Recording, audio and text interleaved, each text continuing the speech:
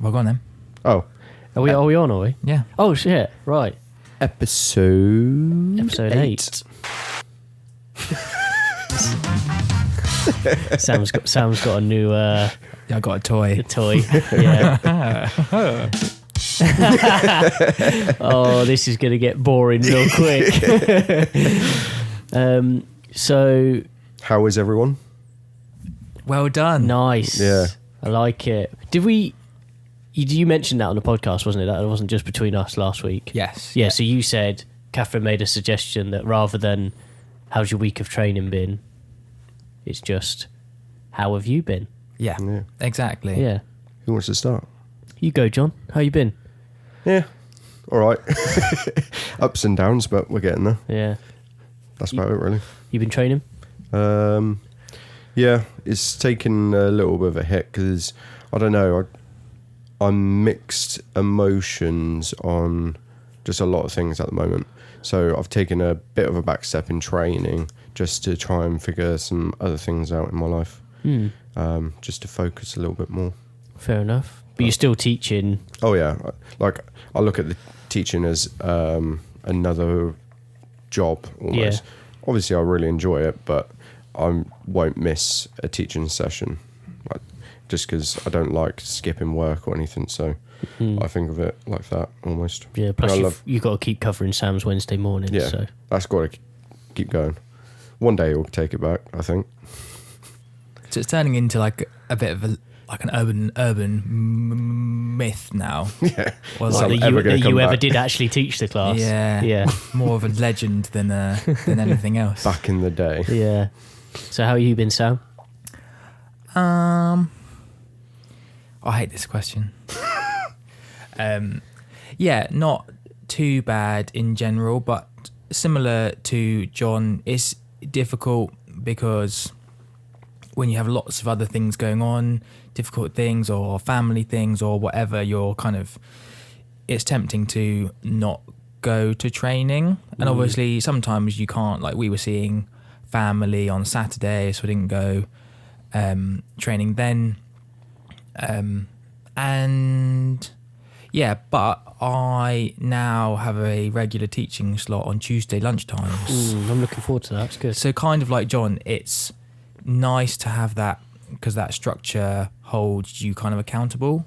Yeah. And I think we touched upon this quite a bit last time, is when other people are relying on you, it's so much easier to turn up. And I don't mean turn up, just you literally turn up, but it's to like I literally said that to switch John, on yeah. and turn up in an emotional and mental kind of a way. Wherever if it's just you, I could miss open mat or whatever, and you could, but so I try and treat myself as though I treat someone else, which is difficult because you want to eat shit and not go to training quite a lot of the time. Yeah. That's what I found out with Monday, so yesterday. I really didn't want to come. Wasn't in the mood to come for the whole thing, but I was just like, I'll turn up. Did the colour belt class, and then I think me and Harry stood outside for a good about 40 minutes just chatting, which was nice. So even though you didn't train, I was still there. did you feel better because you turned up? Oh yeah, definitely. Wow. Like the colour belt class, I was knackered after that because we were doing first to 2 points, didn't we? And Jesus, Luckily, I had to leave. I had to leave. I think that was a tactical leave. No, you can check with Catherine. I had to go do bath and bedtime Yeah. stuff. luckily for me, Harry pulled guard twice, so I didn't have to worry about getting slammed by him. Yeah, I pulled a really good technique, didn't I, John? Oh yeah, he did a great job. You missed it.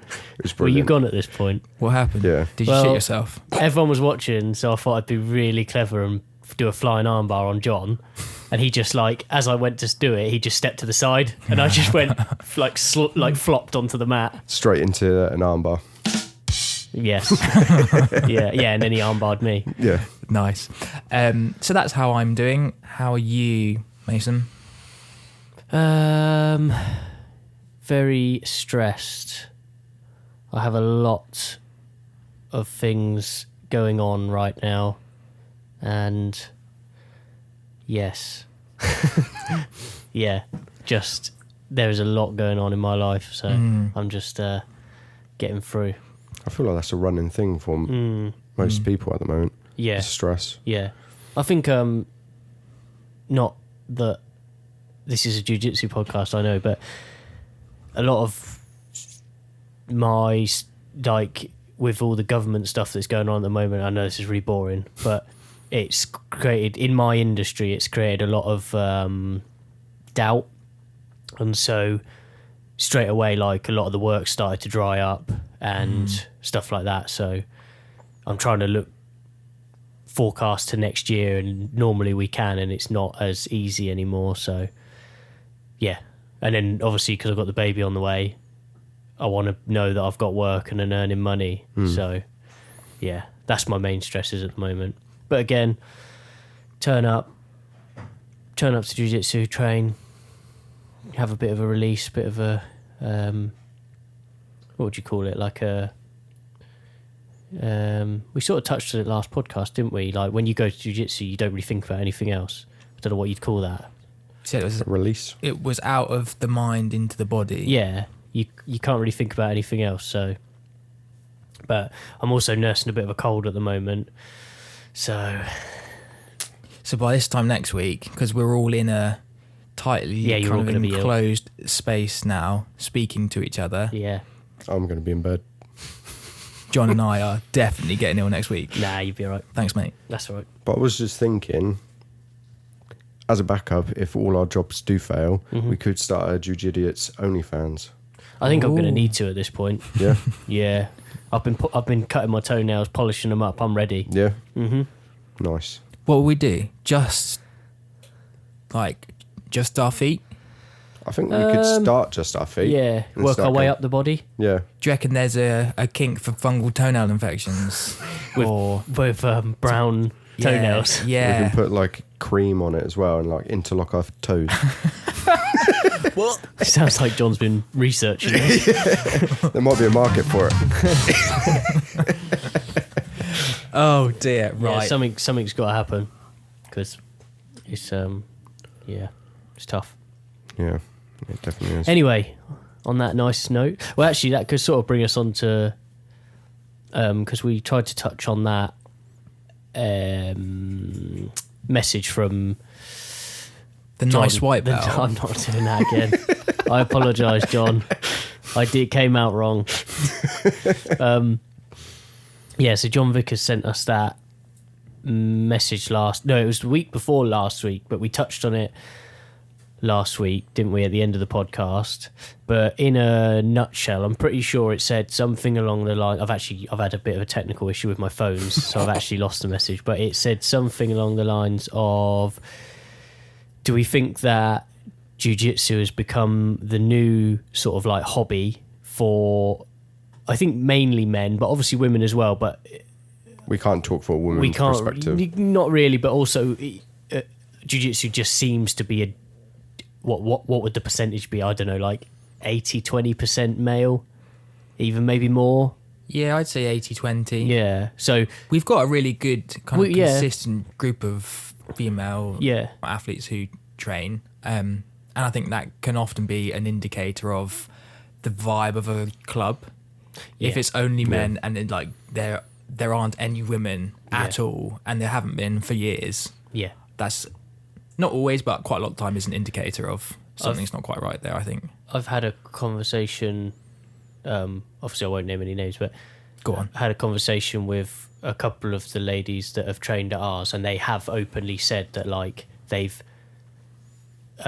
gone to other gyms or have come to here and obviously been so, like, I don't want to say accepted because that's the wrong sort of term, but I don't really know what the word would be. You but can like, you can just included? you can included, create yeah. a comfortable environment, and it's not actually difficult No, not really, because no. it's so similar to, well, I think a comfortable, welcoming environment is universal. Yeah. And then otherwise it's kind of potluck as to whether you fit the demographic that happens to feel comfortable. Yeah, basically just don't be a weirdo. Yeah, basically don't be a creep. Yeah. It's not hard, but apparently it is for Yeah. a lot of other clubs. So I think it's an ego thing as well, isn't it? Like, you roll with some ladies that are good. Say, like, I mean, like Lottie, for example. I'm She's sure, not good. but she wouldn't mind us mentioning. But like, she's like a purple belt, and so white belts or blue belts that are like lower than her rank, they're not gonna want to be beaten by a woman. Not everyone. I shouldn't generalize everyone, but like trial class guys or people that come in and be like, I'm not getting beaten up by.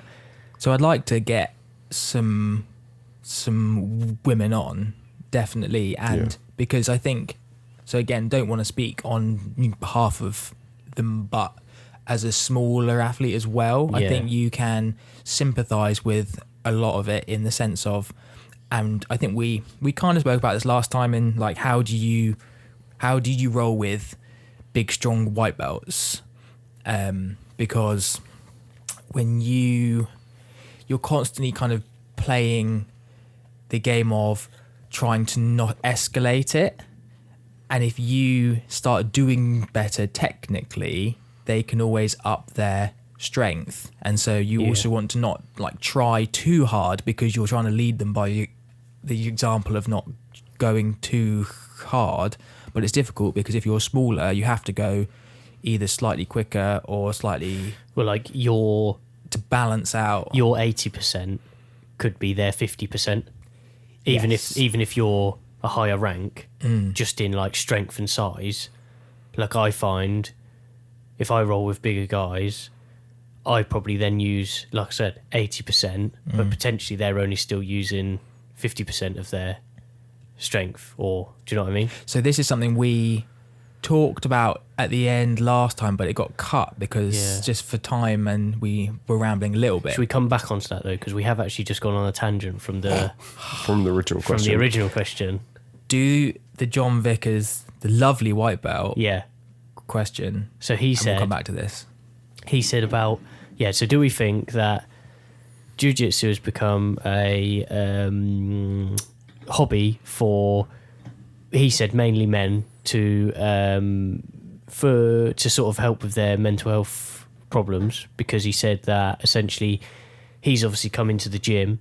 I mean, I've never had the conversation with, but potentially he's got his own problems or whatever. I think you'd struggle to find someone who doesn't. Exactly, yeah. So he's potentially got his own problems. So I'm not talking for him, I don't know, but and he's come and joined this jiu-jitsu club, and he then obviously has got talking to people. He's listened to our podcasts, and he said that is it this new hobby that's basically helping men deal with their mental health problems as such? It's like either a release or an escape, I suppose.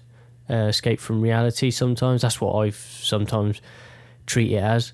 So he asked that because essentially he said that he's met a lot of people along the way now that have got like really interesting stories that you wouldn't necessarily, if you were to just chat with people off the street, or if you were just in a pub and you were to just chat with people, you probably wouldn't get into the depths of it. But because you're turning up every week and then you're sharing the mats and then you're creating bonds, you then do start to talk to people, don't you? Or like you have that 10 minutes before the class, 20 minutes after the class where you just talk. And for some people, that's their only socialising. It's their only way of sort of like meeting other like men just to chat or whatever, because men do have that stereotypical thing, don't they, of not talking about their problems or their emotions and stuff like that. So that was his question. So the other part, I'm not sure if you mentioned it there, was it was like, do you think it's that, or do you think it's just somewhere that men go to build their egos? Yeah, to tell their mates down the pub that they can strangle people. Yeah. So I would argue that those two things aren't different necessarily. They're not kind of mutually exclusive. Well, I don't think anyone who has never heard of jiu-jitsu before or never trained before, I don't think they're rocking up to the gym with the thing of thinking, this is really going to help my mental health. I think that comes as later on. part of it. Yeah. Like, no one's turning up to Newbury Jiu-Jitsu and going, oh, this is like a therapy session, I'm going to join Jiu-Jitsu. They're doing it because they're like, I want to learn self-defense, I want to build my ego, I want to be able to beat people up or whatever. We don't know why people are turning up. But I think it's what it does is the people who have an ego kind of discrepancies, like don't have enough self-esteem, it can build them up. yeah, 100%. Whilst at the same time, people who have too much It can humble them turn down. up and it knocks them down Yeah. a couple of pegs, which is equally as constructive for the person. There's and definitely a level that jiu-jitsu... Sorry, John's just telling me off. Telling me that I'm breathing heavy. It's 'cause I've got a blocked nose, John. I know. I'm ill. I'm just making it easier for the editing. I think there's definitely a level line that jiu-jitsu brings everyone to. Like if there was a middle point of people that have got no self-esteem, no ego, whatever, and then there's people that have got really high ego, it definitely like levels them back out again, doesn't it? Yeah. I mean, I would say I'm quite leveled, if you know what I mean. I'm probably more lower on that line of like jiu-jitsu's definitely picked me up, but I would, when I came back, I was probably quite low self-esteem and stuff like that. So I don't know about you guys, but Yeah, I think when I first started, I was really overweight. I was like 120 kg. just when you first started. Still am. But I ended up losing like 40 kg through doing jiu-jitsu. And But you didn't start jiu-jitsu because... See, this No, is yeah. what we're saying. Like, there's so many things that just come as part of jiu-jitsu. I Like, started it because I took an interest in watching people do it and thought, Yeah. this looks fun. You weren't like, And then- I want to lose 40 kg. No, I never thought about the weight loss. Yeah. Because I think I gained it over so many years, I never thought like I was fat until I tried doing exercise. And I was like, geez, I used to be able to do this. Like, what the hell's happened to me? But then after meeting like Sam and seeing how nice of a vibe it was, I thought you were going to say, seeing how nice of a figure he has. but it's like, because I've never done martial arts or striking, nothing like that. Never been interested in fighting. Never liked hurting people growing up. Like, I remember in primary school, pushing my brother playing it and he fell over and hurt himself. I started crying just because he fell over. Like, I've never been someone for doing physical pain or anything. But then to get into something like jiu-jitsu, which I never thought I would, and find an interest, I absolutely love it to pieces. The thing with jiu-jitsu is that you don't have to hurt anyone. No, exactly. Like, it's kind of different if you do like kickboxing or boxing or Yeah. or MMA as such, where with like any form of striking into it, because you kind of intentionally, like when you're throwing a punch, obviously you could do it lightly, but you are kind of, the whole intention is that you're punching someone in the face. Yeah. Whereas with jiu-jitsu, like, you can have a whole game of like, you don't Just movement and just control. movement and not having to, and that's why I think it appeals to hobbyists quite a lot, because it's like there are so many different layers of what you can. And I feel be- like in jiu-jitsu, you can choose to tap early. Like when you're uncomfortable, you tap and it ends. Whereas boxing, I've never done it, but I'm guessing when you do like sparring and stuff, you're doing it until the bell goes. So I stopped striking because I had an injury to protect. And so because jiu-jitsu is so kind of customizable and you can personalize it to you, or if you have an arm that you know is your bad arm, you can protect it, or if someone grabs it, you can like tap straight away and you're like, yeah, that's it, done. And I think almost the whole point of it is to be making decisions and choices, and not like, the point of it is to use the smallest amount of your energy as you can to dismantle or to defeat an opponent in this game, which is not just a game. The Gracies named it as the gentle art, didn't they? Did they name it?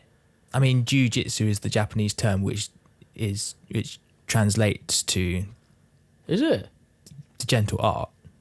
I never knew that. Yeah. I just thought that was something that the Gracies came up with. Coming No. out with facts on this podcast now as well. Well, fair play. What other Japanese do you know? Judo means the gentle way. Really? Yeah.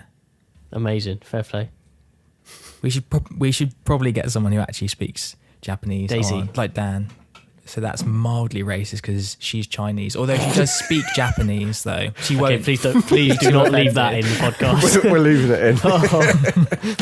Oh, I didn't realise. I thought she. Yeah. She always calls me racist, so it's fine. Yeah. Sorry, Sam. I completely interrupted you there. No, that's all right. Yeah. So I think the other thing that lots of people say is like jiu-jitsu feels like a video game, and so you Yeah. get the start again. I can do better element of the video game, but you then, like you were saying, you get all the added extra benefits that you don't really know you're getting till you're already there doing it. And so it's sport, one of the most like physically difficult technically and physically demanding sports there is, 100%. because it's top to toe and you're struggling against another person. Yeah.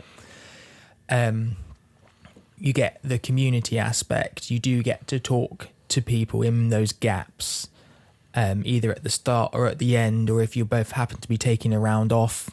Some of us don't agree with taking rest rounds, but that's another thing. But you do get that chance to talk, and especially as men, you get to let out some of that steam that would otherwise come out as social aggression. Whether you pent up testosterone. yeah, you go out drinking or you argue with your spouse or whatever. You spend your life being frustrated and kind of low level angry all the time. And I think because society nowadays doesn't, you either don't kind of fight at all, or guys go out, get drunk and just start. They're not necessarily, well, they're going out to start a fight. And when you get to do that in a kind of friendly environment, and I think having better, scarier people than you, we touched upon this last time with certainly younger teenage boys going to martial arts, because you're surrounded by people who could smush you, and that's a valuable thing to learn.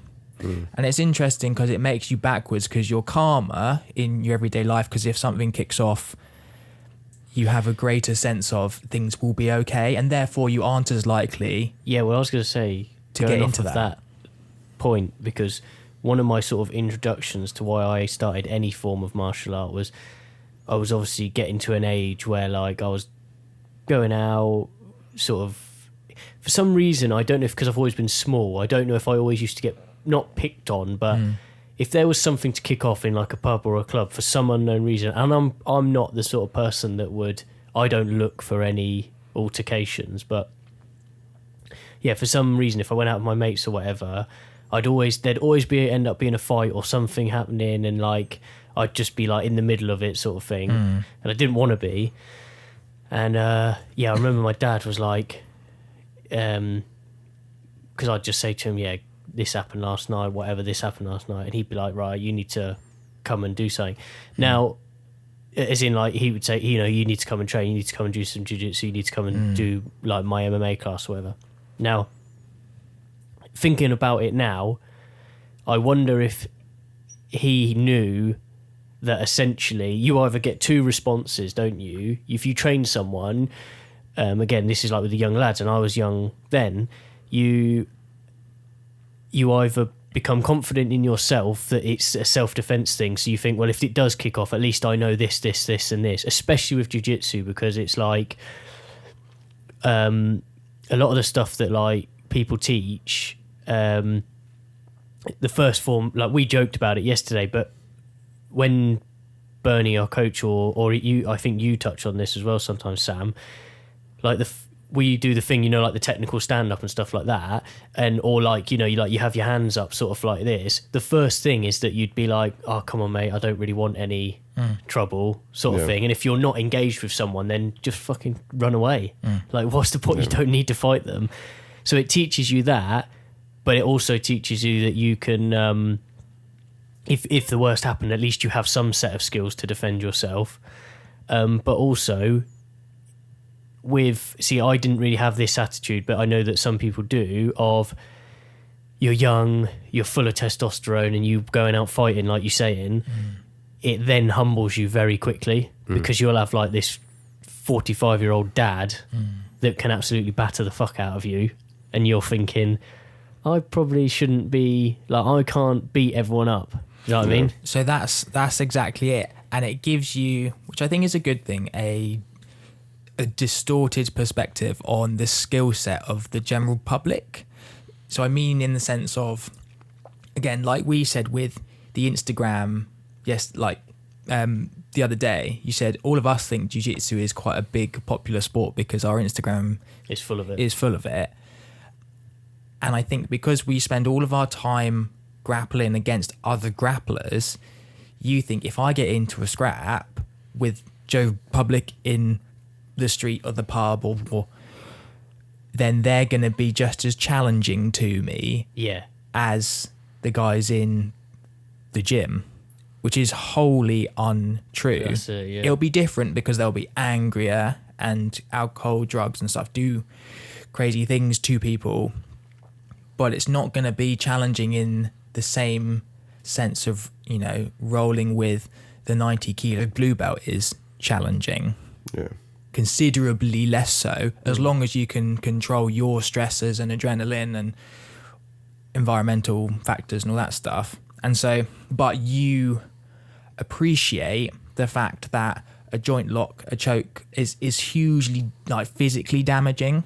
And I think that's a big responsibility everybody who trains kind of has to carry, much like people who are medically trained. Even if you aren't at your job, that's a responsibility you carry around, because if you are doing something, going about your day, and you see someone having an emergency, a heart attack, a stroke or something, you have a responsibility to do something because you're probably the most knowledgeable person there. Yeah.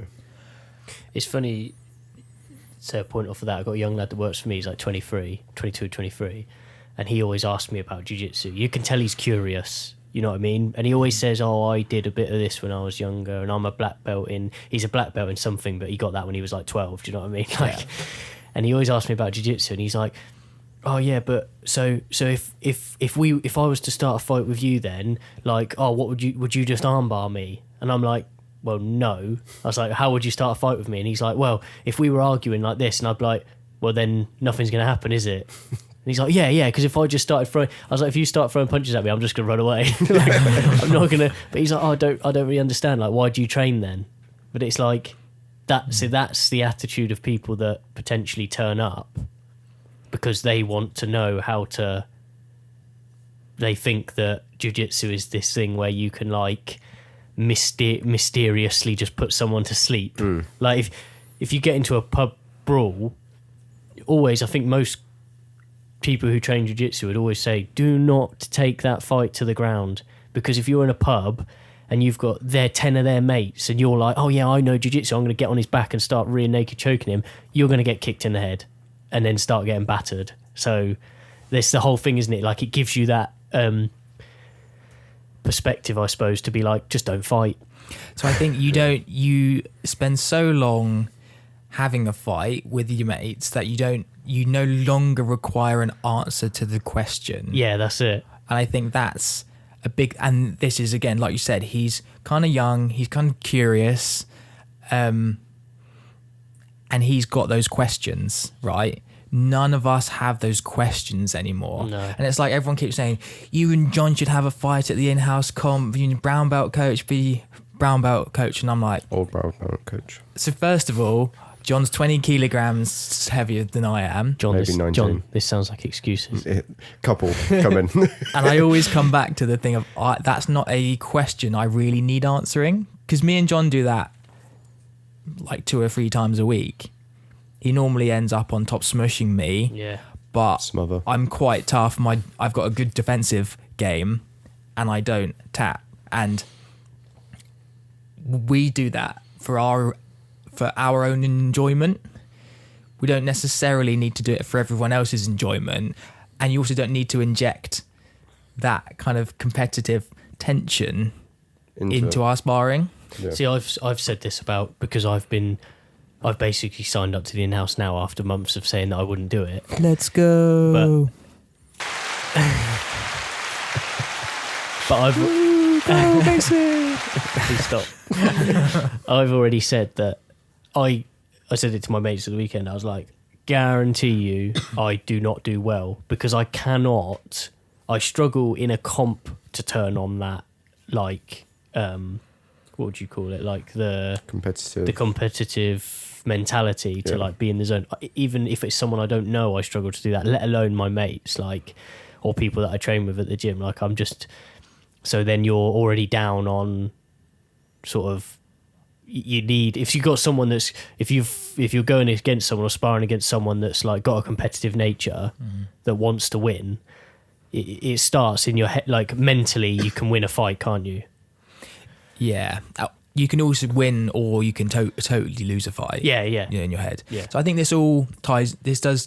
I know we've gone on a bit of a tangent, but it does tie back to the That always question of it's got all these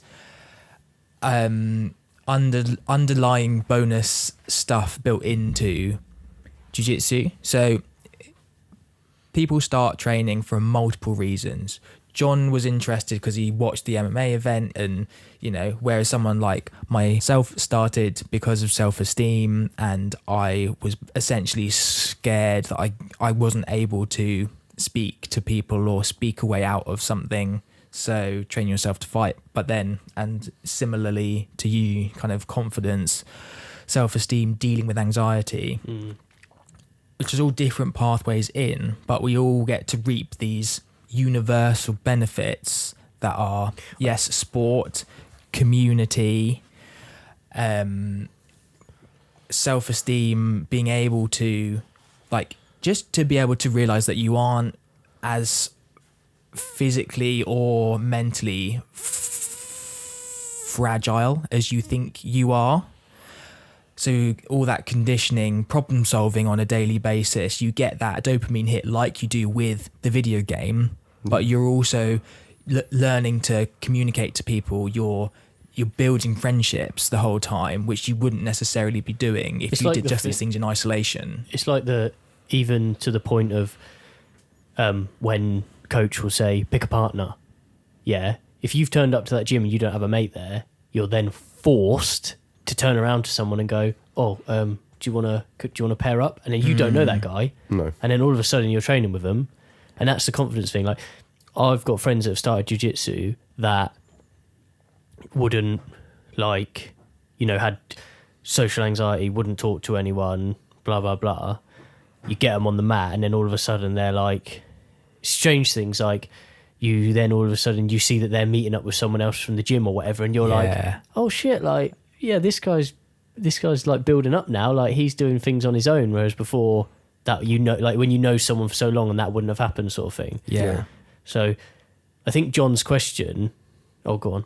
I was going to say it's also a place where you can feel like you're part of something, because like I think everyone tries to find that sort of niche group that sort of makes them feel comfortable and not alone. And I think jiu-jitsu is one of those places again where when you get into it, you feel like you're part of something. Yeah, you are kind of weirdo.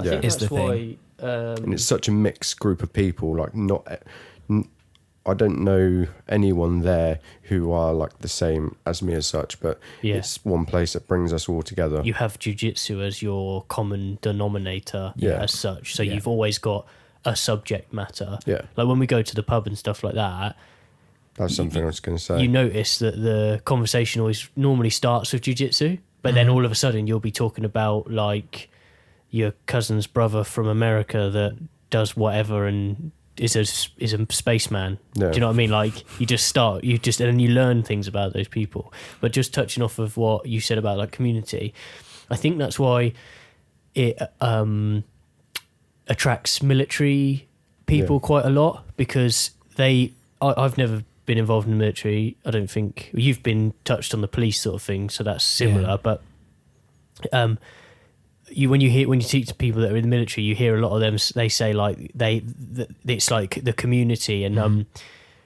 that charity reorg, I think, have got this dialed, because a lot of guys, when they leave the military and they suffer with like mental health problems like PTSD and stuff, when you speak to them, sometimes they say, oh, you know, it's like that was my community, they were my brothers and stuff like that, and they lose that when they leave the military. And so then they start training jiu-jitsu, and I think you get a similar thing. And for men especially, I think being part of something with like other men, and also like the sort of rough tough thing about being around other, like it's like not would you call it prehistoric, or like it's very tribal. Yeah. And I think the internet encourages people, because you get an illusion of connection, an illusion of kind of progress or being in touch with the world and other people. Jiu-jitsu is the anti-internet, because you're literally sweating into the eyes of another, but like you can't get any kind of closer physical contact with another person than doing that.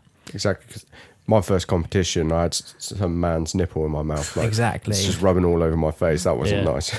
And that's what kept you coming. But I think that as a man, especially as a man, I think tribalism.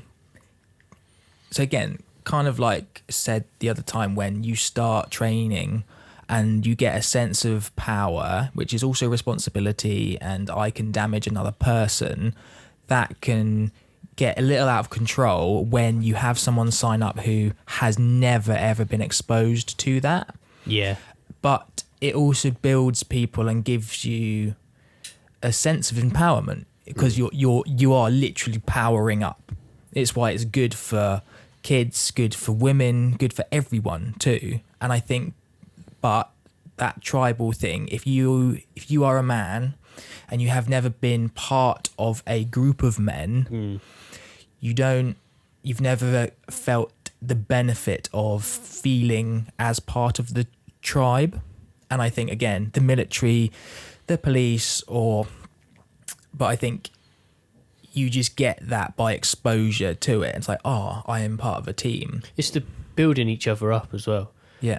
Like the competition scene in jiu-jitsu and stuff like that, like you sort of, when people compete or whatever, like everyone gets word of it, and you'd be like, oh, you know, good luck, do this, and then win or lose, like you come back to the gym and everyone's just like, oh, if you win, they're like, oh, that's sick, fair play, and you sort of build yourself up, and then if you lose, everyone's sort of like, it's that strange thing of like, no one really, they do care, but no one really cares. Yeah. So like it'd be like, oh, you lost, like, mate, you know, you showed up, you competed, like you done that, and then it's kind of the same aspect you get from just turning up to the jiu-jitsu gym. And it's like, I think me and John touched on this before about people that have quit and then they come back to jiu-jitsu or whatever, and they're like worried about it or whatever because of the judging, but realistically, like, everyone wants you back. Like the amount of times that you'll be in the gym and people will be like, oh, do you remember that guy that used to train? Oh, that, like, it's a shame, oh, he should come back. Do you know what I mean? But that guy might be at home thinking, oh, well, I don't want to go back, like, it's too embarrassing now, I haven't been training for a year or whatever.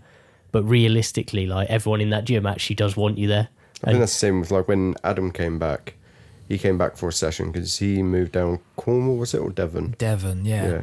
And like, I saw him pop in, it was like, oh, come into the change rooms. Like, we're all sat there waiting for the open mat to start, so we're all just sat in the change rooms chatting, and like, he popped in and suddenly everyone's asking how he's been and stuff like that, and he's just welcoming.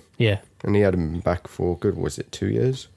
Yeah, and it's exactly that. And you have these very tight, trusting relationships with people you would never be able to build that within any other kind of context of your, like, you don't really get that with your colleagues in the office unless you're doing a stressful, difficult, scary job like the military, like the emergency services, you just don't get that depth of connection, really.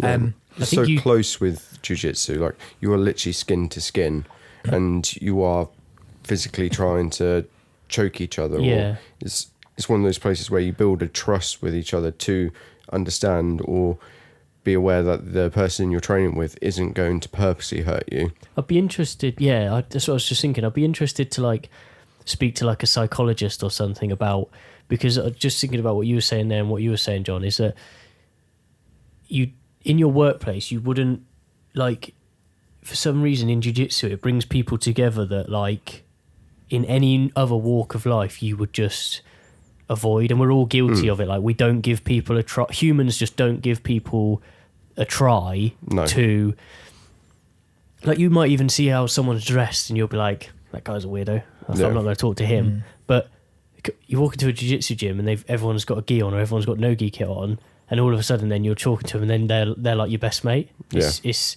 I'd be interested to know, like, the science behind why the human brain, like, processes things like that. And even in the workplace, like you're saying, if you don't get along with someone, you just wouldn't get along with them.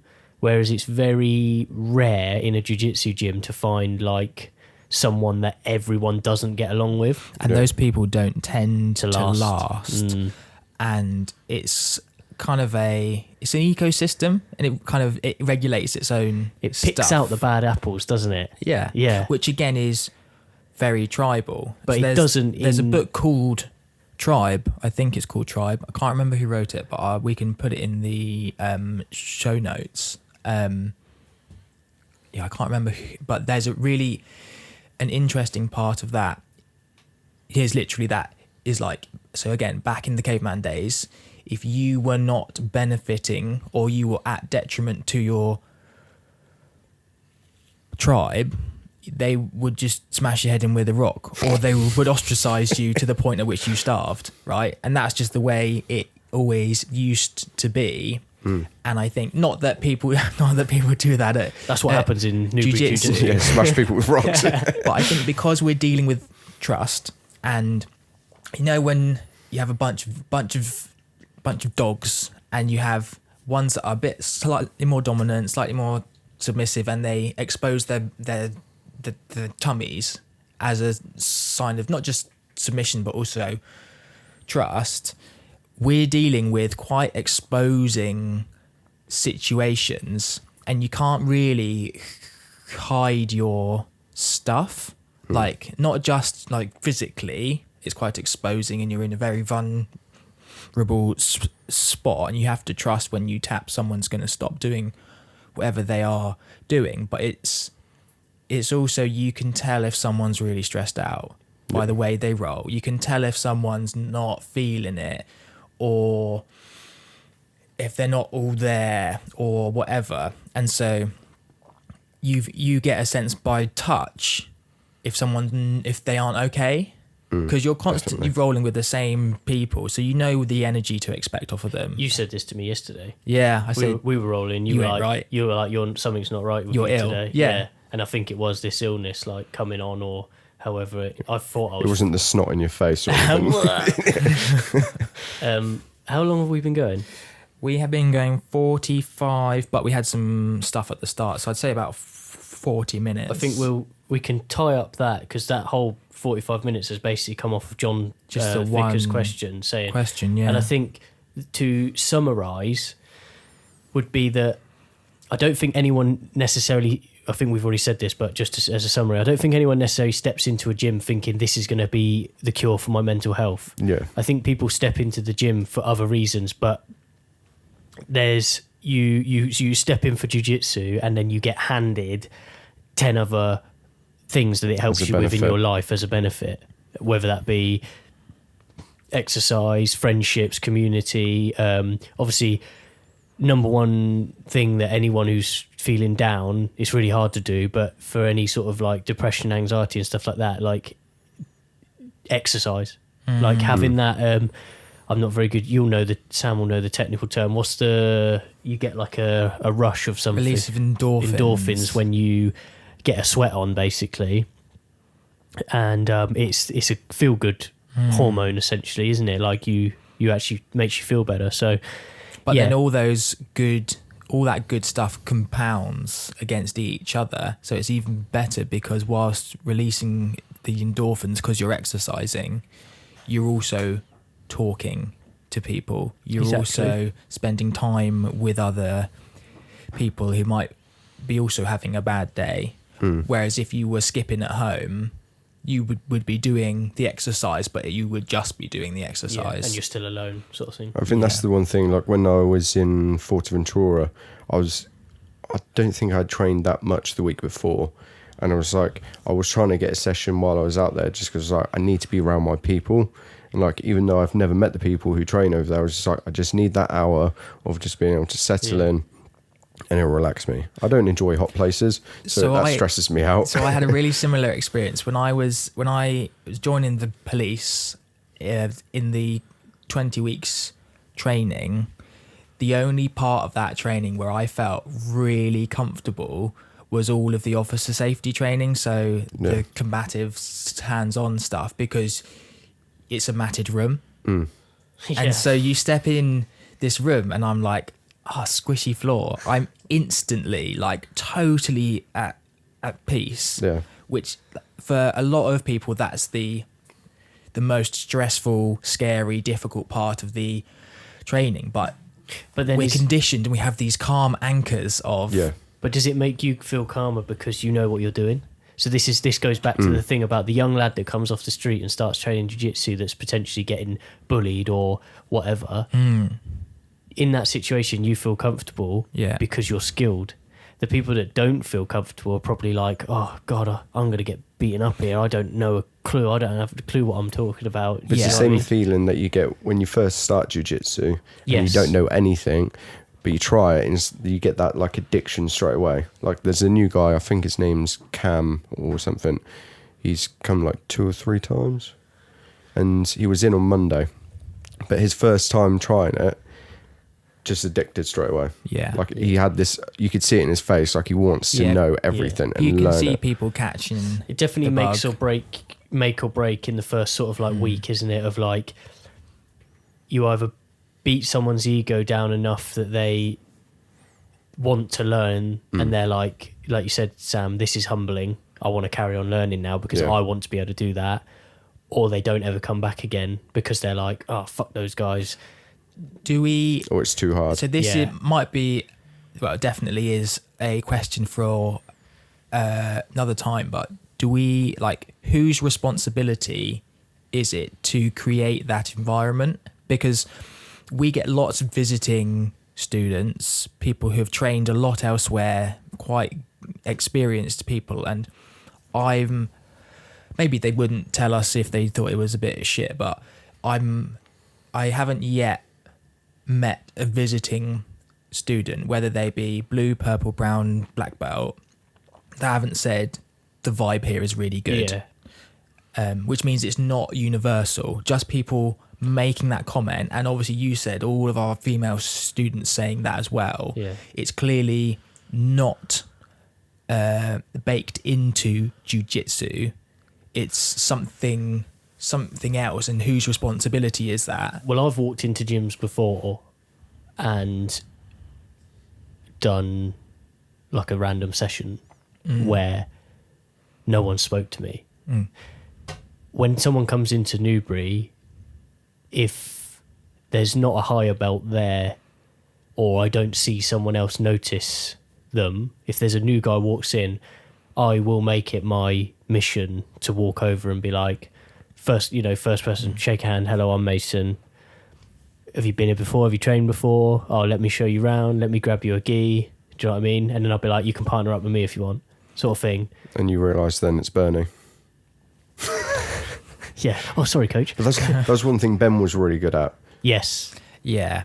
We have certain students and or coaches who are also students and that is a skill just as much as knowing how to do an armbar. It's how to welcome someone. I just think that not everyone's got that. That first 10 minutes... It's going to make or break whether they come back or could not.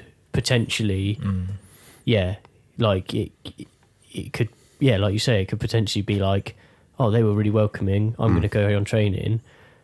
Or if you have a bad experience, no one talks to you, you're like, nah, that was awkward, I don't want to do that anymore. Yeah. So Yeah, and I think that's a huge part of it. And I think about this quite a lot, in the sense that so one of my old coaches in Cornwall, these guys were like proper old school jiu-jitsu martial artists, had been doing it for a long time, but a lot of them were also into like so lots of athletes are into physiotherapy and stuff like that, but like also alternative massage therapy and stuff like that, because the theory being that if you know how to damage something, you know how to make it better as well. And I think not just physically, but in an emotional sense as well. And I think certainly for people who have come to jiu-jitsu and have had, or who have had very low self-esteem, or have had anxiety, or any of these things, have an inbuilt understanding of how to make other people feeling that feel comfortable. And I think having that comfortable starting point is invaluable, and you'll create that even if you get some 22-year-old guy coming in who's done kind of tons of sport and doesn't necessarily require that. I think everyone does to an extent, and I think again that this is another extra bonus gift people get, because you get to see people be confident and comfortable enough to welcome people into the space. I'd like to just jump into another thing, just having to think about that though. 'Cause Yeah. you said about ladies that train, and I was just thinking whilst you were saying that about it must be double as hard for a lady to walk in and step on the mats. Yeah. And we've just done basically a whole podcast about like men being surrounded by men and how it's good for them in a certain way. I'd be interested I wonder what like the women of jiu-jitsu get out of it, or the reasons for starting, or because we can only speculate. I would normally assume, it would be nice for them to know some form of self-defense. Like I've said this before, jiu-jitsu as a self-defense for a woman, and as weird as this sounds, some of the positions that you end up in for a woman especially to be able to then escape from those positions is very, very important for them. Yeah. And but yeah, just in general, like mental health wise, day-to-day life wise, I wonder if women essentially get the same benefits. So I think a lot of the benefits, or all of the benefits, would be exactly the same. But I think, and again, if only we knew some women who do jiu-jitsu to talk to on the podcast.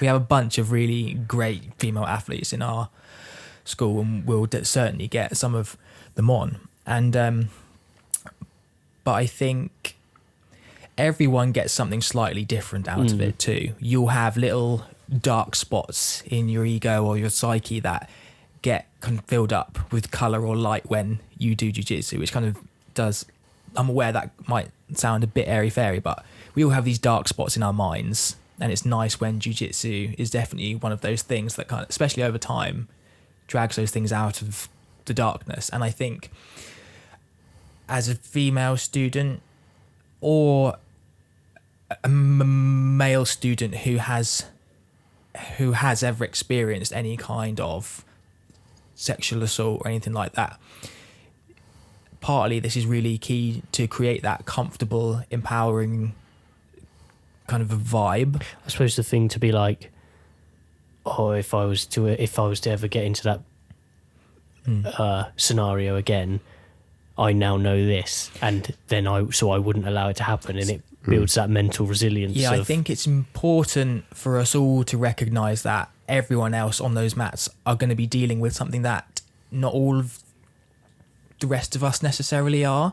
And I think for female students, they will reap a benefit that a lot of the guys have a real kind of privilege of not having to think about.